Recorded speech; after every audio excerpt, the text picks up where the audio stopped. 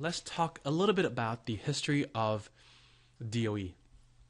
We like to start from many years ago, from 300 BC, and we can attribute Aristotle, the Greek philosopher, as the father of scientific method because he wrote about it.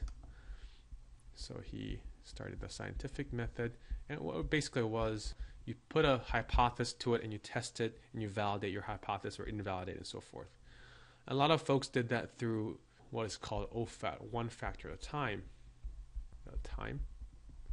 And basically you constrain all the variables except one. You tweak one variable and see what the response is on your system or your process after you change that parameter. Of course, that was very popular, and we were well taught in schools how to do that in our science classes.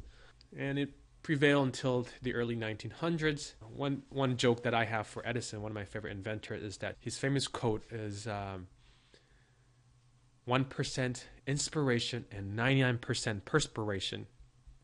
My comment to that would be, if we had known design of experiments, he would have come with a 50% inspiration and 50% perspiration. So basically better ROI for his labor.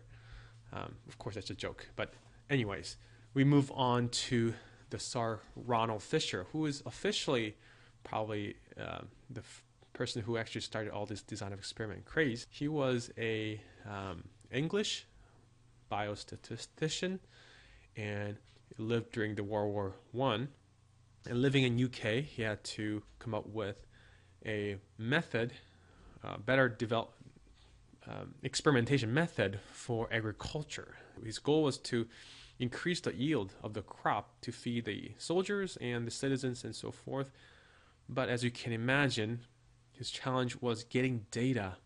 I mean, if you plant a crop, maybe in the spring, you'll get results by fall. So that'd be at least 6 to 9 months, right? He needed a better way to plan experiments and get data. And that's a common challenge that we have in the biologics or biotechnology, and because all our campaigns may take up to many months to get some real data. That's why he came up with these DOE design experiment concepts. Now, you probably know him through ANOVA, which is fairly prevalent in our experiments, analysis variance. If you use JUMP or even Excel or other statistics techniques, you'll see this often. F ratio, and that is, F is for Fisher ratio. We'll talk about these concepts in the ensuing modules.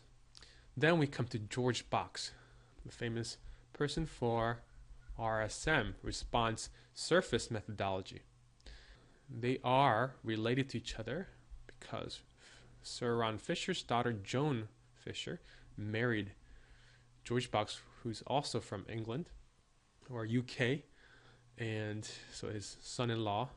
He is famous for, we probably know him through box Benkin designs, if you're familiar with the DOE world a little bit, box-Cox transformations.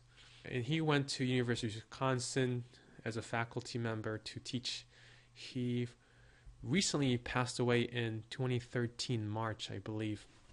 So we're losing all our famous people in DOE. And then we go into Taguchi in the same area. He's a Japanese statistician, more of an industry person. Came with the loss functions. His contribution was in the robust design. Aftermath of World War II, Japan was trying to develop better quality products. So he has done a lot of contribution in that area of helping the industry use statistical methods and so forth. Some of his techniques may be controversial in the eyes of the statistician, but nevertheless, very practical advices he gave to the industry and the field.